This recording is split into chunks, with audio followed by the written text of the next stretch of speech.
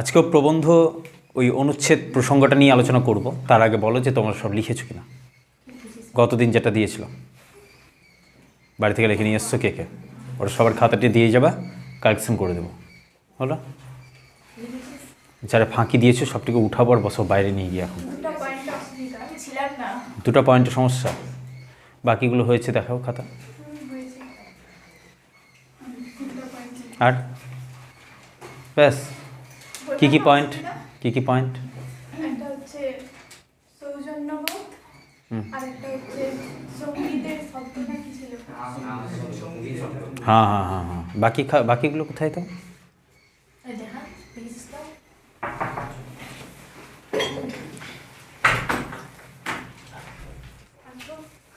না, কালমূল প্রস্তাব 5 বার একদিন। এত লেট করে আসা যাবে না, বেরো। সারি আজকে দিয়ে দিলাম। আই উপরে বসে যা। তো বিষয় হলো সৌজন্যবোধ নিয়ে তোমাদের সমস্যা হচ্ছে, এই তো।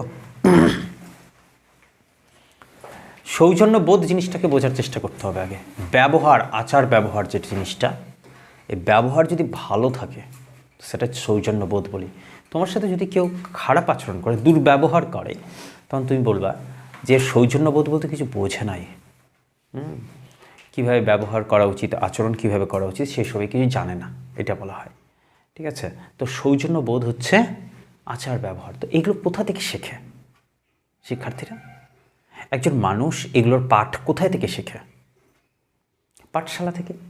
শিক্ষকের কাছে তো তার অনেকটা সময়, যখন তার শেখার বিষয়, শেখার সময়, জীবনের প্রত্যেকটা পাঠ যখন সে শেখে, অধিকাংশ ক্ষেত্রে কার কাছ থেকে শেখে?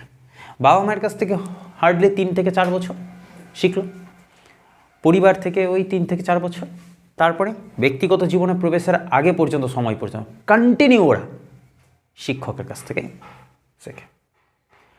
তো শিক্ষক মহাশয় ওকে ধরে বুঝিয়ে ব্যক্তিগত জীবনের সাথে সম্পর্ক রেখে বাস্তব বোধ, জীবন দর্শনের মধ্যে দিয়ে তাকে সৌজন্যবোধ শিখিয়ে দেয়। কিভাবে মানুষের প্রতি মানুষের আচরণ করা উচিত, এই মনুষ্যত্ব বোধ থেকে শুরু করে যে কোনো ধরনের সহানুভূতিশীলতা ধীরে ধীরে তারা শিখেই যায়। ফলে ব্যবহার, আচরণ থেকে শুরু করে নিষ্ঠা, সম্প্রীতি, এই বিষয়গুলো সবই তারা শিখে পাঠশালাতেই বা গুরু গৃহে বা গুরুর সংস্পর্শে থেকে। বোঝা যে বিষয়, এইটাই হচ্ছে কি মাস্টারমশাইয়ের একটা গুরুত্বপূর্ণ দিক। আর কি আরেকটা বিষয় কি বললে তোমরা? সুর। দেখো, এই জায়গাতে তুমি বলতে পারো যে গুরুর প্রয়োজনীয়তা, এটা পয়েন্ট করতে পারো। গুরুর প্রয়োজনীয়তা, গুরুর প্রয়োজন কেন ছিল পৃথিবীতে? পৃথিবীতে সবই রয়েছে, তবু সবকে বোঝানোর জন্য বা বোঝার জন্য একজন বিশেষ কোনো মানুষের দরকার পড়ে। কাল আমি কারো কাছ থেকে শিখেছি, আজ তোমাকে শেখাচ্ছি, কাল তুমি কাউকে শেখাবা। এইভাবেই আমরা আমাদের জ্ঞানকে, আমাদের দৃষ্টিকোণকে জেনারেশন পর জেনারেশন বাঁচিয়ে রাখি। গুরু হলো কি, যে অনেকটা পথ নিজে হেঁটে এসেছে এবং তার অভিজ্ঞতাতে রয়েছে যে কোথায় পথ আছে, কোথায় পথ নেই। তখন সে কি করে, তার নিজের শিষ্যদেরকে অগ্রিম থেকে সতর্ক করে দিতে পারে যে এই পথে যাওয়া বিপজ্জনক, যাবে না, কি এই পথে যাওয়া তোমার জন্য মঙ্গলজনক। কারণ ও অনেক দূর থেকে, উঁচু থেকে দেখতে পাচ্ছে রাস্তাটা, যে রাস্তাটা ওই কাঁচা বয়সে ছাত্রছাত্রীরা দেখতে পাচ্ছে না। এইটার জন্য গুরুর প্রয়োজন আছে। আরেকটা বিষয় হলো পুঁথিগত বিদ্যা। রবি ঠাকুরের লেখা যে গুরু নামক একটি নাটক বা অচলায়তন নাটক, সেটারই পরবর্তীতে গুরু নাটক নাম হয়েছিল। সেই অচলায়তন নাটকে রবীন্দ্রনাথ ঠাকুর একটা জিনিস স্পষ্ট বুঝিয়ে দিয়েছেন যে বিদ্যা তথা শিক্ষা মূলত কেবল পুঁথিগত হতে হয় না। শিক্ষা মানুষকে মুক্ত করে, শিক্ষা মানুষকে মুক্তির পথ দেখায়। তো শিক্ষা যেন কখনোই কাউকে বেঁধে না রাখে।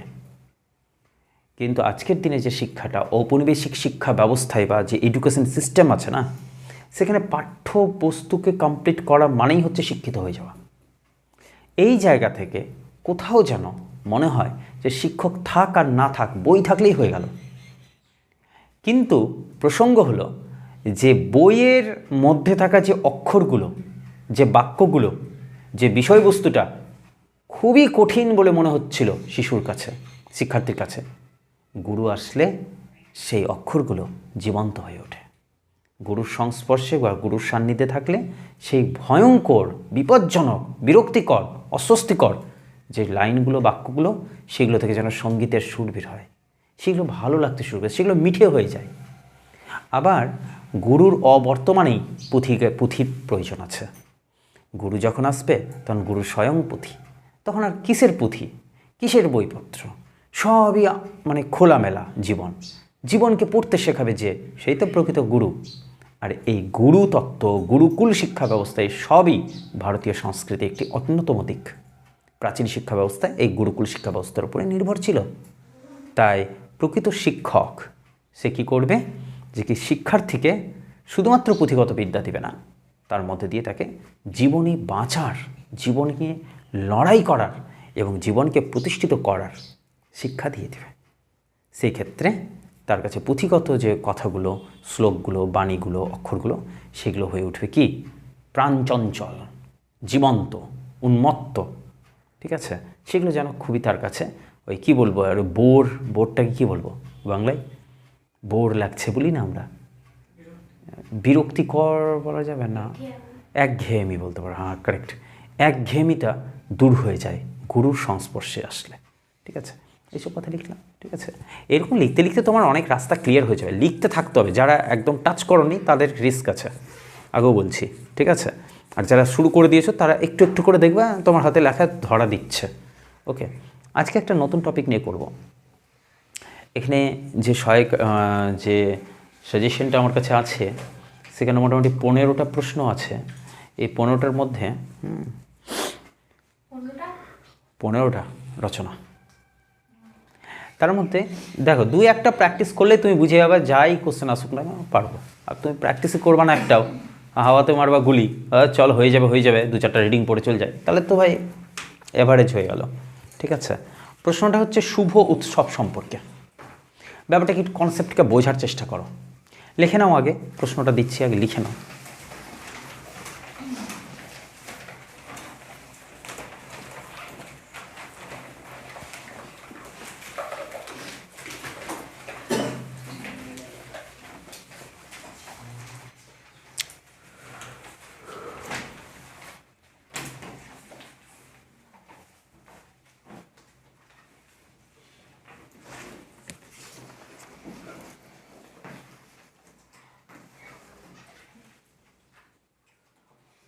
লেখো,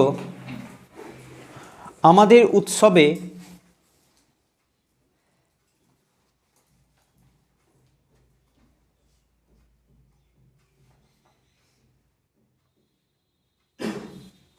অন্তরের প্রথম প্রতিষ্ঠা।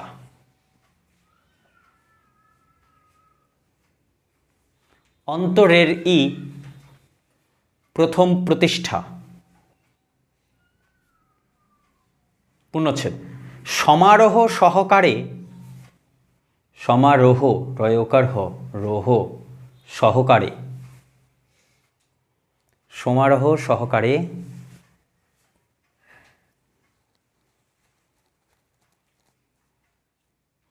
আমোদ প্রমোদ করাই আমাদের উৎসব।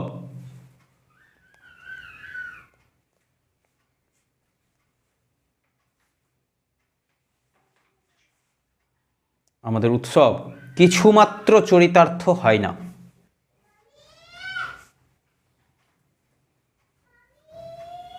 কিছুমাত্র চরিতার্থ হয় না। পূর্ণচ্ছেদ।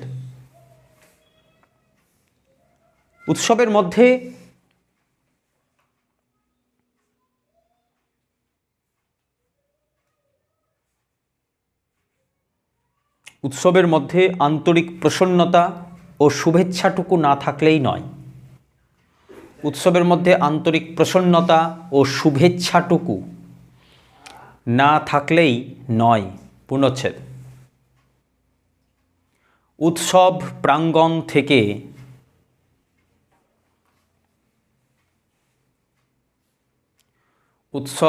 প্রাঙ্গণ থেকে সামান্য ভিক্ষুকও যদি ম্লান মুখে ফিরে যায়, যদি ম্লান মুখে ফিরে যায়,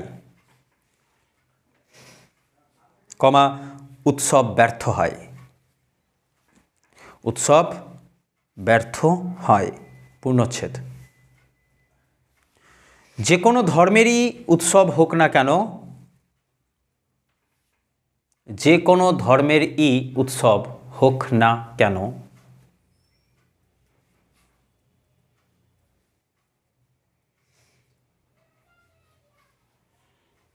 যে কোনো ধর্মেরই উৎসব হোক না কেন, কমা যাত্রা হোক, কমা যাত্রা হোক, কমা কথকতা হোক, কথকতা হোক, কমা রামায়ণ গান হোক, রামায়ণ গান হোক, কমা চণ্ডীপাঠ হোক,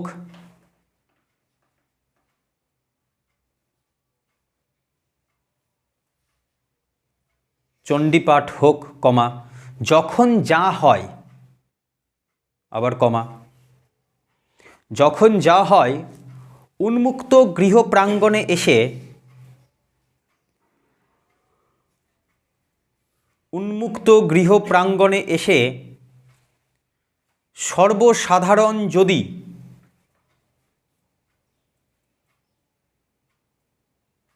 সর্বসাধারণ যদি তাতে অকাতরে, অকাতরে যোগদান করেন,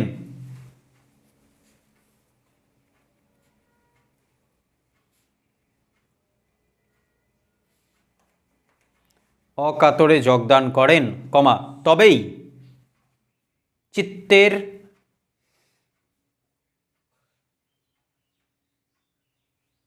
প্রশান্তি,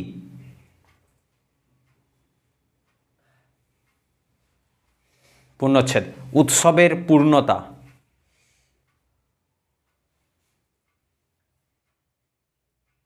উৎসবের পূর্ণতা, পূর্ণচ্ছেদ। তো এই হচ্ছে গিয়ে তোমার তথ্য থাকবে, এটার উপরে তোমাকে বলবে, এটার উপর ডিপেন্ড করে এটা বারবার করে পড়ো, পড়ে নিজের মতো করে একটা প্রবন্ধ লিখো। এখানে কি সম্পর্কে লেখা হয়েছে বলো? উৎসব নিয়ে। তা একটা ভালো যদি কোনো কোড করতে পারো, মানে শিরোনাম করতে বলে কি করবা? বাঙালির, এখানে বাঙালি কিন্তু কোনো কথা দেয়নি, বাংলারই যে কথা বলছে তা নয়, যে কোনো উৎসব, যে কোনো দেশের, যে কোনো জাতির হতে পারে। তাহলে শুধু উৎসব যদি দিয়ে দাও তাও হবে, শুভ উৎসব যদি দাও তাও হবে।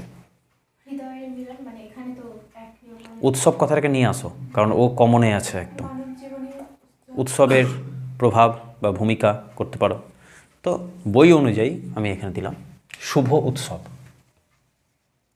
কি বলেছি আগে? ওটা পড়বা কম। প্রথমে কি করতে হবে? একবার তো রিডিং দিয়ে দিলা, তুমি রিডিং দিয়ে বুঝে গেলা যে কি এই বিষয়টা আছে। এবার একবার রিডিং দিতেই তোমার একটা আইডিয়া, কনসেপ্ট চলে এসেছে মাইন্ডে। সেই অনুযায়ী উৎসব সম্পর্কে এবার নিজের নিজের ধারণা তৈরি করো, তথ্য বলো, বলে যাও ফটাফট একদম। যখনই এই ধরনের জায়গা আসবে, তোমার মনে হবে যে হাত চলবে কি চলবে না, ভয় লাগছে, যে কোনো টপিক আসুক, যে কোনো টপিক, সবসময় কি করবা? এই সাইডটাকে খেয়াল করবা। এদিকে উৎসব আছে তো, এই উৎসবের সবসময় মনে রাখবে একটা অতীত থাকে, সব কিছুরই একটা অতীত আছে, অতীত। একটা ভবিষ্যৎ থাকে, ভবিষ্যৎ যে কোনো কিছুর, যে কোনো কিছুর একটা বর্তমান থাকে। বোঝা যাচ্ছে বিষয়? এইবার সেই যে উৎসবটা, সেটার একটা প্রকার থাকবে, প্রকারের পর সেই উৎসবের গুরুত্ব থাকবে, সেই উৎসবের শুভ দিক থাকবে, সেই উৎসবের কিছু অশুভ দিক থাকবে, সেটারই কিছু মূল্যায়ন থাকবে, কিছু প্রাককথন থাকবে। 1 2 3 4 5 6 7 8 9। কিছু বোঝা গেল? তুমি যে কোনো টপিক নিয়ে করতে পারো। মাস্টারমশাই এর আগের দিনেরটা নিয়ে চলো, অতীতকালে মাস্টারমশাই বিষয়টা কেমন ছিল, বর্তমানে কেমন আছে, ভবিষ্যতে কেমন থাকতে পারে, অনুমান আজকের দিন দাঁড়িয়ে। এবার এই শিক্ষকদের মধ্যে কিছু প্রকারভেদ আছে। কিছু কেবলমাত্র অর্থ, আর কিছু হচ্ছে জ্ঞানের প্রসার। আবার কিছুজন সহজ মাধ্যমে কিছু পেতে চায়, কিছুজন অনেক জটিল পথ পার করে এসে অর্জন করতে শেখায়। অনেক ধরনের শিক্ষকের প্রকার তুমি আনতে পারো। কিছুজন শিক্ষক হয়, কিছুজন গুরু হয়। গুরু যে তোমাকে অনেক দূর পর্যন্ত ঠেলে দেবে একেবারে, আর শিক্ষক কেবলমাত্র সামনের একটা স্টেপ আছে সেটুকুই দেখাতে পারবে। এই হচ্ছে গুরু আর শিক্ষকের মধ্যে তফাৎ। ঠিক আছে? প্রকার, গুরুত্ব, এই যে একটু আগে বললাম শিক্ষকের গুরুত্ব কী জীবনে, প্রকৃত শিক্ষকের গুরুত্ব কী, প্রকৃত গুরুর গুরুত্ব কী। তিনি থাকলেই মনে হবে যেন সমস্ত একঘেয়েমি দূর হয়ে যাচ্ছে, অক্ষরগুলো থেকে প্রাণ ফিরে আসছে, অক্ষরগুলোতে অক্ষরগুলো জীবন্ত হয়ে উঠছে, নড়াচড়া করছে, সেখান থেকে বাঁশির আওয়াজ পাওয়া যাচ্ছে ইত্যাদি। শুভ দিক আছে কিছু। এই শিক্ষকদের কারণেই এই সমাজে বহু ভালো দিক, বহু মানুষ সন্তান কি হচ্ছে, মানব সন্তানেরা একটু প্রতিষ্ঠিত হতে পারছে। তাদের মধ্যে একঘেয়েমি জীবনের যে দুর্দশাগুলো সেগুলো কেটে যাচ্ছে।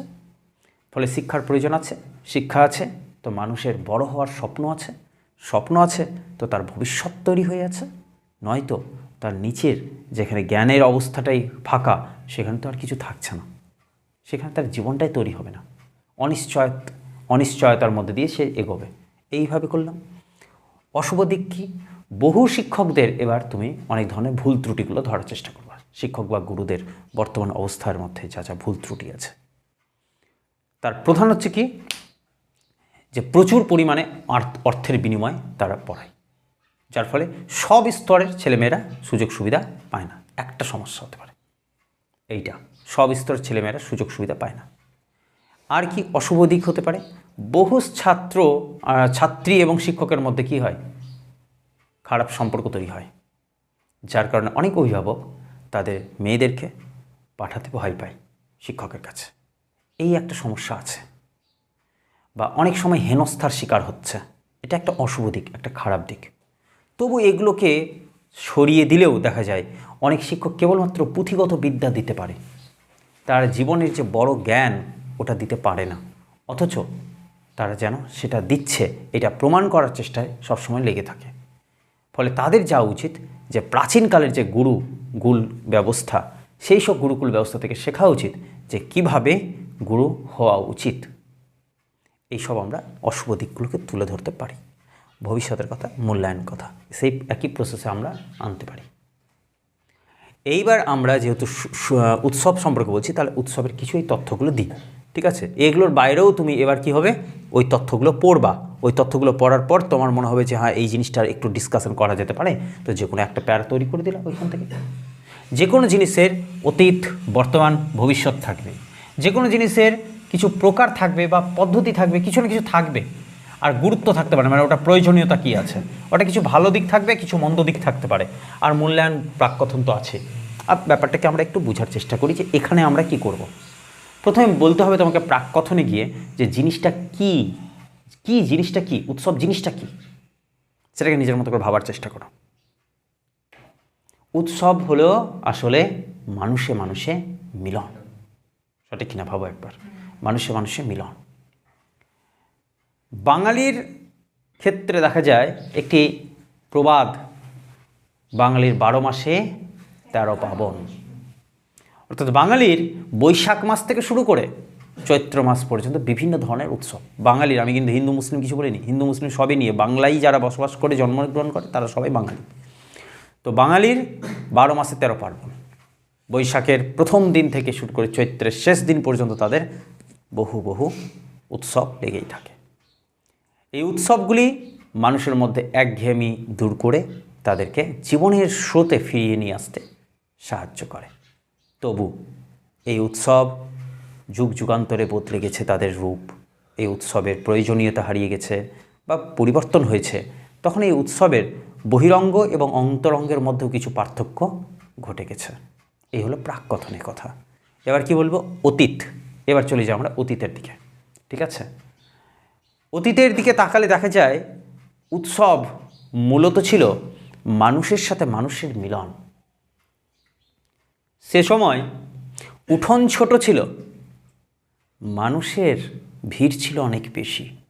আজ উঠোন বড়, কিন্তু উৎসবের আঙিনার উঠোনটা হয়ে গেছে অনেক বড়, কিন্তু মানুষের ভিড় হয়ে গেছে অনেক কম। আজ উৎসব যেন কেবল লোক দেখানো বিষয়। আজ উৎসব যেন কেবলমাত্র নিজের অর্থকে প্রচার করার, বিজ্ঞাপন করার মতো, যে আমার এত অর্থ আছে, দেখো আমি কত কিছু করছি, আমি আমার উৎসবে কত জাঁকজমক করেছি। এই জিনিসটা একটা দেখানোর, একটা প্রলোভন বা প্রচার ছাড়ার কিছু না। ফলত এটা একটা কোথাও প্রতিযোগিতায় পৌঁছে গেছে। সেটা ধর্মীয় উৎসব হোক, আর সামাজিক উৎসবই হোক না কেন, আর পারিবারিক উৎসবই হোক না কেন, একটা পরিবারের সাথে আরেকটা পরিবারের, একটা সমাজ থেকে আরেকটা সমাজের, একটা ধর্মীয় সম্প্রদায় থেকে আরেকটা ধর্মীয় সম্প্রদায়ের, সবার মধ্যে একটা কম্পিটিশন চলছে, প্রতিযোগিতা। ও এইরকম করেছে তো আমি এরকম করব, ও এত আওয়াজ করেছে তো আমি এত আওয়াজ করব, এই জিনিসগুলো আসছে। বোঝা গেল বিষয়? এই হচ্ছে। কিন্তু আগেকার দিনে কি ছিল? উৎসব ছোটোখাটো আয়োজন হতো, কিন্তু আন্তরিকতা ছিল অনেক বেশি মানুষের সাথে মানুষের। মানুষ মানুষের সাথে কথা বলতো হৃদয় থেকে। আর এখন কথা বলে অর্থ অনুযায়ী, কে কেমন অবস্থায় আছে, আর্থিক দিক থেকে আছে, সেই অনুযায়ী তাদের সাথে সম্পর্ক তৈরি করে। এটা অতীতের দিক। এবং অতীত থেকে এবার ধীরে ধীরে আমরা প্রকারে ঢুকি। প্রকার কত ধরনের হতে পারে উৎসব?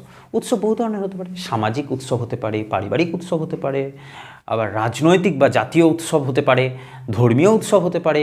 ঠিক আছে, এত ধরনের উৎসব হতে পারে। এবার প্রত্যেকটা প্রকার সম্পর্কে একটু একটু ডিসকাস করবা, যে ভারতে বা বাংলায় বা বাঙালির উৎসবগুলিকে মোটামুটি এতগুলো প্রকারে ভাগ করা যেতে পারে। জাতীয় উৎসব কী কী আছে? 15ই আগস্ট থেকে শুরু করে 2রা অক্টোবর, কি 26শে জানুয়ারি, কি 25শে বৈশাখ, যেটা জাতীয় উৎসব, গোটা দেশ সেটাকে ছুটি টুটি পালন করে, এগুলো দিনকে পালন করে এগুলো। তারপরে ঈদ, দুর্গাপূজা, এগুলো সবই কিন্তু জাতীয় উৎসবের মধ্যে পড়ছে। বাকি থাকলো ধর্মীয় উৎসব। ধর্মীয় উৎসবের কাছে গিয়ে বলবা যে কি নানা ভাষা, নানা রং, নানা পরিধান, বিবিধের মাঝে দেখো মিলন মহান।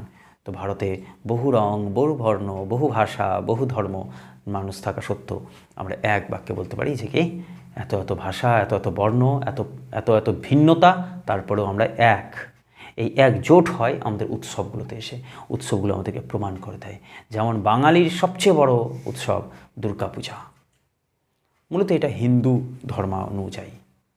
আর কি কি আছে হিন্দুদের তাহলে ধর্মগুলো? ধর্মীয় পূজা, দুর্গাপূজা আছে, সরস্বতী আছে, লক্ষ্মী পূজা আছে, কার্তিক পূজা আছে, গণেশ পূজা আছে, 4-5টা দিলাম। আর কি? এইবার ধর্মীয় পূজাতে হিন্দুদের হয়ে গেল তো মুসলিমদের ঈদ আছে, তারপরে শবে বরাত আছে, মহরম আছে ইত্যাদি। খ্রিস্টানদের আছে বড়দিন আছে, গুড ফ্রাইডে আছে, হলো। জৈনদের কি আছে? মহাবীর জয়ন্তী আছে। বৌদ্ধদের গুরু নানকের, আচ্ছা না না ওটা তো গ্রন্থ সাহেব, ওটা তো আলাদা চলে গেল। শিখদের হয়ে গেল ওটা, ঠিক আছে, গুরু নানকের জন্মদিন। আর এখানে গৌতম বুদ্ধের বুদ্ধ পূর্ণিমা, ঠিক আছে, এইসব আছে বিভিন্ন। এইগুলো সবই আমরা কিন্তু মিলেমিশে। আবার খ্রিস্টানদের হচ্ছে কি তোমার বড়দিন, এগুলো তো বললাম। এগুলো জিনিস আমরা মিলেমিশেই কিন্তু সবাই করি, পালন করি। সে ব্যবসায়ী থেকে শুরু করে সকল শ্রেণীর মানুষ আমরা কিন্তু সবাই এটাকে, উৎসবগুলোকে পালন করি। এটা গেল গিয়ে তোমার ধর্মীয় দিক। এবার আসি পারিবারিক উৎসব কী কী আছে। পারিবারিক উৎসব কি? একদম পরিবারে জন্মদিন পালন হচ্ছে, বা ধরো যে কি আর ছোটো ছোটো কী কী উৎসব হয় বাড়িতে? হ্যাঁ, অন্নপ্রাশন। আচ্ছা, যদিও এইগুলো এখন সামাজিক হয়ে গেছে, এগুলো সমাজের সকল মানুষকে ডেকে করা হচ্ছে আর কি। তো শুধু পরিবারের মধ্যে সীমাবদ্ধ থাকছে না, ঠিক আছে। তো এইরকম ছোটোখাটো প্রোগ্রামগুলো, যেমন ধরো নবান্ন, এটাও হয়ে গেছে তোমার। যদিও নবান্নকে বলা হয় কি বলো তো, এটা ওই ঋতু বিষয়ক বলা যায়, ঋতু বিষয়ক নবান্ন, ঠিক আছে। আচ্ছা, এরপর ধরো যে কি তোমার আর কি, হ্যাঁ, তো হ্যাঁ ওটা আসছে সামাজিক, আসছে সামাজিক। যেমন একবার ডিরেক্ট বিয়েতে চলে যাচ্ছ, যে আগে ই করো, তোমার অন্নপ্রাশনটা করো। হ্যাঁ হ্যাঁ, হচ্ছে তো, যার যেমন নিয়ত। তো ধরো যে কি ওই অন্নপ্রাশন, তারপরে বিবাহ, তারপরে শ্রাদ্ধ, এগুলো সবই সামাজিক হয়ে গেছে, কিন্তু সামাজিক অনুষ্ঠান হয়ে গেছে। ঠিক আছে, তার ভিতরে শুধু অন্নপ্রাশনটাই থাকতো। হ্যাঁ, না, ওটাও কি না?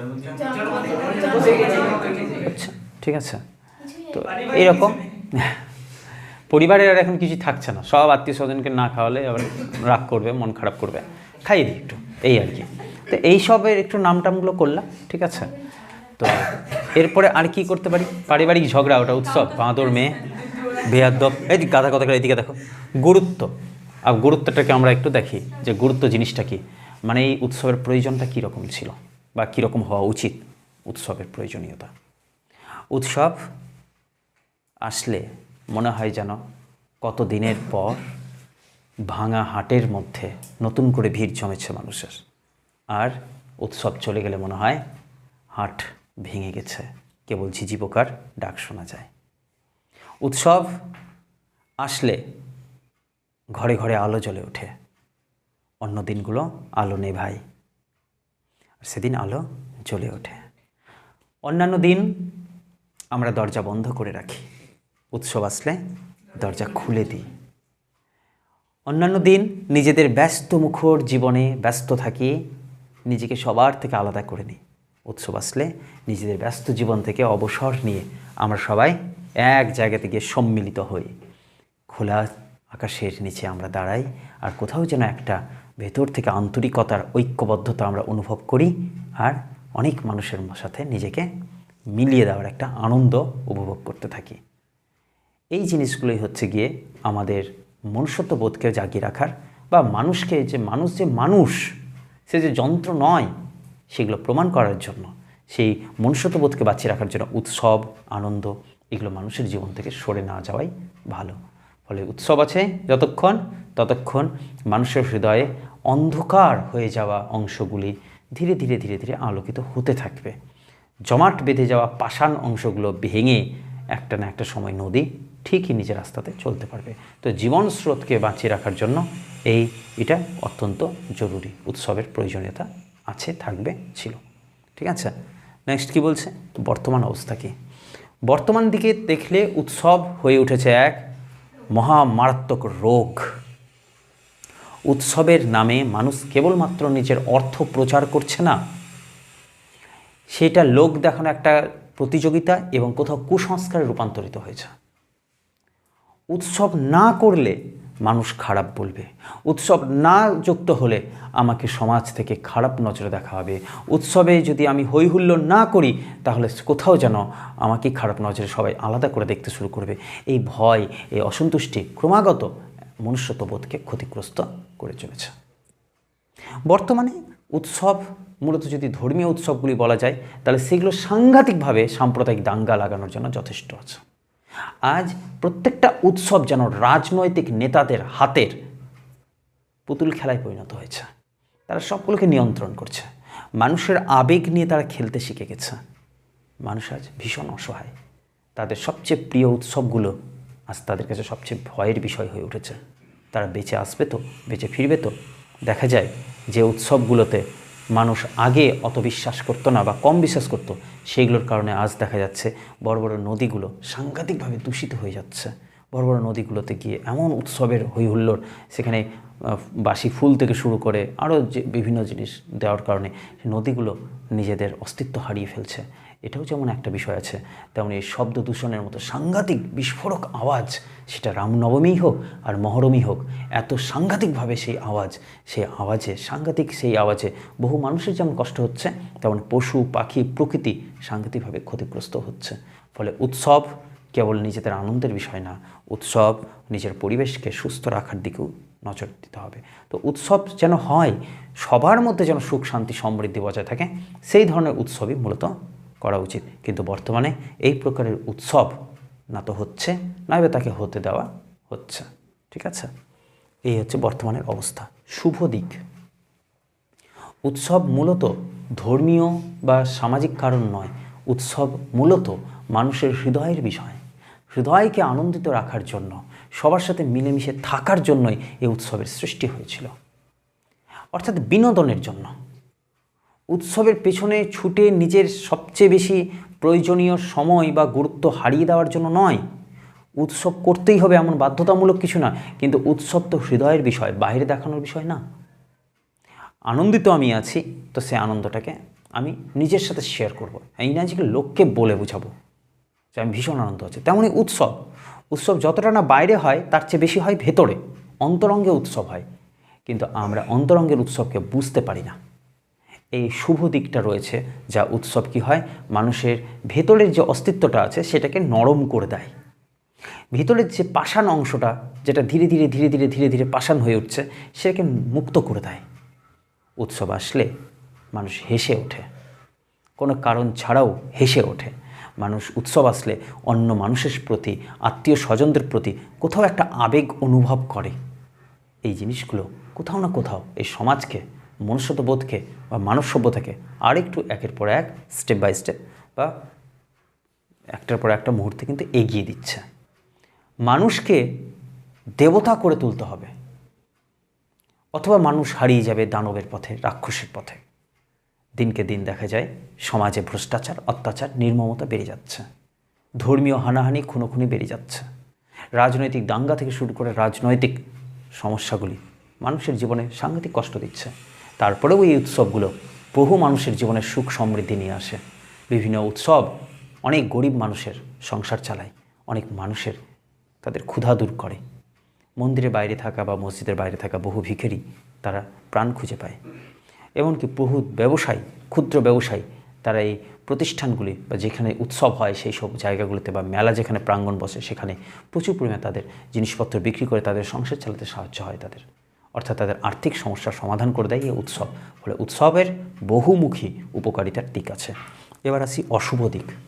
প্রত্যেকটা জিনিসের যেমন ভালো আর মন্দ দিক থাকে, একটি কয়েনের যেমন দুটো দিক থাকে, একটা ইতিবাচক একটা নেতিবাচক, ঠিক তেমনই উৎসবেরও দুটো দিক রয়েছে।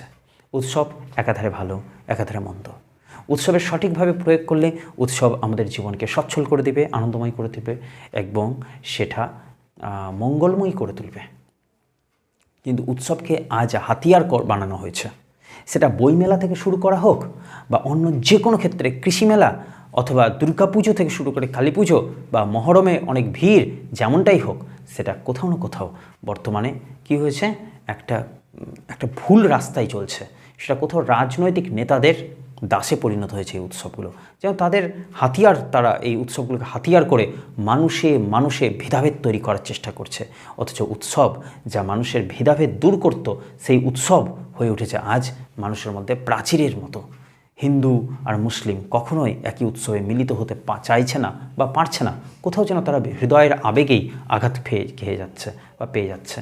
এই ধরনের গোঁড়ামি থেকে বেরিয়ে আসার জন্য উৎসবের সৃষ্টি হয়েছিল, যেখানে মানুষ নিজেদের ব্যক্তিগত স্তর থেকে নিজেদেরকে মুক্ত করে দিয়ে সংকীর্ণ অবস্থা থেকে বের করে নিয়ে এসে সবাই মিলে একত্রিত হয়ে থাকবে, এই আনন্দ উপভোগ করার জন্য উৎসবের সৃষ্টি হয়েছিল। উৎসব ছিল মঙ্গলময়ী অবস্থা, কিন্তু সেই উৎসবই হয়ে উঠেছে আজকের সবথেকে বড় গুরুত্বপূর্ণ একটা রোগ। সামাজিক এবং রাজনৈতিক প্রেক্ষাপটে সেটা একটা জীবাণুর মতো, ঠিক আছে।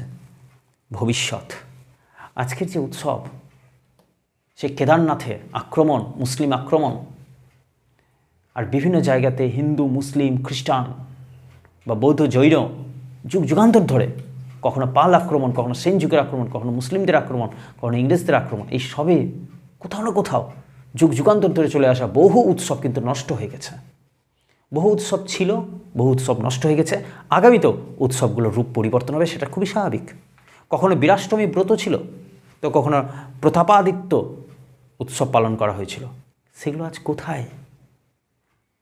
এমনকি প্রত্যেকটা উৎসবের মধ্যে কিছু গুরুত্বপূর্ণ দিক ছিল, সেই দিকগুলো আজ মানুষ না জেনে সেগুলোকে পালন করছে। সেটা রাখি বন্ধন উৎসবই হোক আর অথবা বর্ষা বরণ বা বসন্তোৎসবই হোক না কেন, সেগুলোর আসল কারণ কী ছিল, সেগুলোর সৃষ্টির উদ্দেশ্য কী ছিল, সেগুলো গুরুত্ব না বুঝেই মানুষ সেগুলোকে মাতোয়ারার হয়ে উঠেছে। অর্থাৎ শিক্ষা না থাকলে উৎসব নয়, সেই উৎসব কখনো মঙ্গলময়ী হতেই পারে না। সমাজের সর্বস্তরের মানুষ ও সর্বস্তরের জীবজন্তু সবাইকে নিয়ে যে উৎসব, সেই উৎসবই শ্রেষ্ঠ উৎসব। তাই আন্তরিকতার দিক থেকে উৎসব। কিন্তু আমরা দেখি যে বহু উৎসবই অনেক প্রাণীর কষ্টের কারণ হয়ে দাঁড়ায়। সেটা ওই দীপাবলিতে নিরীহ অবোধ জন্তুদের গায়ে পটকা ফেলা থেকে শুরু করে হোলিতে প্রচুর পরিমাণে রং আবির ছিটিয়ে দেওয়া, পরস্পরের চোখের মধ্যে ছিটিয়ে দেওয়া, এইসব সাংঘাতিক মারণ ব্যাধিতে পরিণত হয়েছে এই উৎসবগুলো। বহু মানুষই এই উৎসবগুলোতে কোথাও না কোথাও একটা ভেতর থেকে অস্বস্তি বোধ করে, এবং উৎসব আসলে যেখানে প্রচুর মানুষের হৃদকম্পন বেড়ে যায়, এরকম ডিজে আওয়াজ বা বক্স এগুলো সাধারণত প্রচুর মানুষের কষ্ট দেয়, জানে বুঝে, কিন্তু তারপরেও মানুষ সেটা থেকে নিজেকে দূরে রাখতে পারে না। অর্থাৎ ভবিষ্যৎ প্রজন্মও যে এগুলোর সাথে যুক্ত থাকবে, পরিবেশ সমানভাবে দূষিত হবে এবং আরও ভয়ঙ্কর অবস্থা তৈরি হতে পারে। আর এই উৎসবকে কেন্দ্র করে মারামারি, কাটাকাটি, এই দাঙ্গা, এগুলো জিনিসের ক্রমাগত বেড়ে যাবেই। এর পরিণাম হয়তো আমরা দেখে যাব না, কিন্তু এগুলো ঘটবে, এটা অনুমান করাই যায়। তাই সুকান্ত ভট্টাচার্য যে কথাটি বলেছিলেন যে এই বিশ্বকে শিশুর বাসযোগ্য করে যাব আমি, নবজাতকের কাছেই আমার দৃঢ় অঙ্গীকার, সে প্রতিজ্ঞা আজ আমাদের করা উচিত। নচেত না উৎসব থাকবে, না উৎসবকে পালন করার মতো মানুষের অস্তিত্ব থাকবে। মূল্যায়ন, সব কিছুরই দুটো দিক থাকে, যেমন তেমনি মানুষ যেহেতু বুদ্ধিমান জীব, সর্বজীবের মধ্যে শ্রেষ্ঠ জীব মানুষ, উপনিষদে বলা হয়েছে অমৃতস্য পুত্রা। ফলে মানুষ কোন বিষয়টি করবে আর করবে না সেটা মানুষকে নির্বাচন করতে হবে। মানুষের মধ্যে শিক্ষার অভাব আছে, তাই তাদেরকে সঠিকভাবে শিক্ষায় দিয়ে শিক্ষিত করতে হবে। যদি কোনো উৎসব আছে তো সেই উৎসবের সৃষ্টির মূল কারণ তাদেরকে বোঝাতে হবে। এর জন্য ধর্মীয় শিক্ষার অত্যন্ত জরুরি আছে, তার জন্য প্রাকৃতিক শিক্ষার অত্যন্ত জরুরি প্রয়োজন আছে। কেবলমাত্র পুঁথিগত বিদ্যা থেকে এই সব কিছু সম্ভব নয়।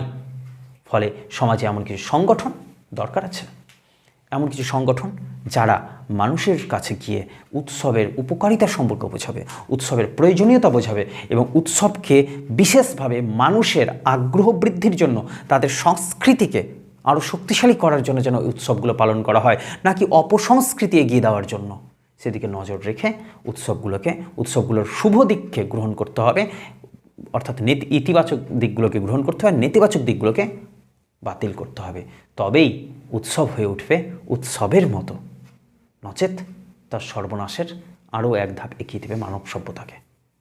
এইবার আমরা আমাদের এই তথ্যগুলো মোটামুটি জানলাম। এবার তুমি আগে পরে নতুন তথ্য এটা ওটা আসবেই, যত লিখবা ততই নতুন নতুন তথ্য আসবে। আর যে কোনো যুক্তি খারাপ না, তোমার যদি মনে হচ্ছে যুক্তি, তো যুক্তি দাও, ঠিক আছে? এইবার তুমি তথ্যগুলো পড়ো। এবার আর কি কি বাদ থেকে গেল এটা এবার আমরা পড়ি।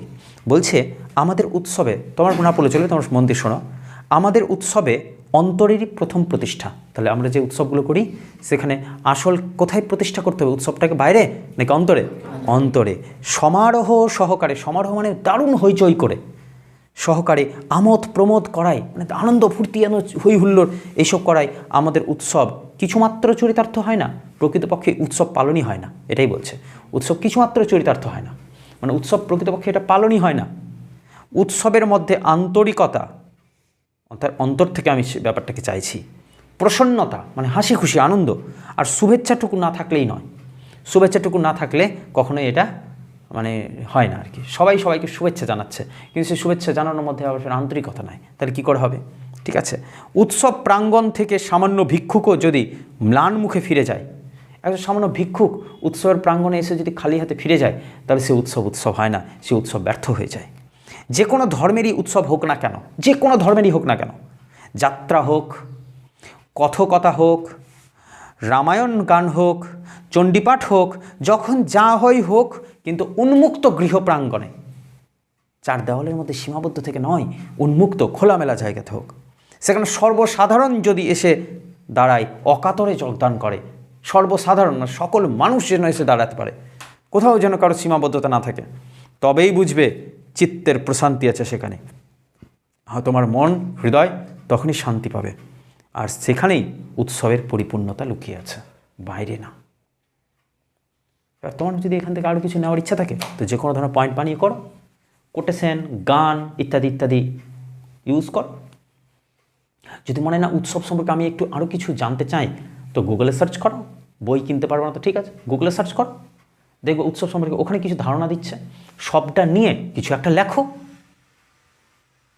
কিছু একটা লিখতে লিখতে কিছু একটা চিন্তা মাথায় ঘুরবে, সেই কিছু একটা চিন্তাগুলোকে যখন ইউজ করো তখন আরও চিন্তার পিঠে চিন্তা, চিন্তার পিঠে চিন্তা আসতে থাকবে। ওদেরকে আসতে দাও, ওই ফ্লোটা একবার তৈরি হয়ে যেতে গেলে এটাই তোমাকে হেল্প করে দেবে। যে কোনো বিষয় নিয়ে ভাবতে তোমার ভালো লাগবে, মজা পেয়ে যাবে। আর সেই ফ্লোটা যদি আনার আগেই তুমি নিরাশ হয়ে যাও, একঘেয়েমি ভাবো, ফিল করো, বা ঠিক আছে হয়ে যাবে, পরে দেখা যাবে, তাহলে আর কিছু হবে না। এইটুকু ভরসা রাখো তুমি নিজের উপরে, কিছুই করতে পারবে না কোনদিন। ফলে শুরুটা কোথাও এক জায়গা থেকে করতে হয়। শুরুটা করতে গিয়ে কোনো প্রকারের কোনো আলসেমি দেখানো যাবে না। শুরুটা করো, ঠিক দেখবা একদিক না একদিন চলবে। কিছুটা এগাও, মনে হচ্ছে কোনো রাস্তা নাই, কিন্তু কিছুটা এগাও, দেখবা কুয়াশা কিছুটা কমে গেছে, রাস্তাটা একটু খুলে গেছে। তাই পায়ে পায়ে রাস্তা হয়ে যায়, রাস্তা খুলে যায়। কিছুটা এগাতে হবে। একবার দূর দেখতে পাচ্ছ না, কী হয়েছে, কিছুটা তো এগাও তুমি। এইরকমভাবে তোমাকে শুরু করতে হবে। তো শুরু করো আর লিখে দেখাও উৎসব সম্পর্কে।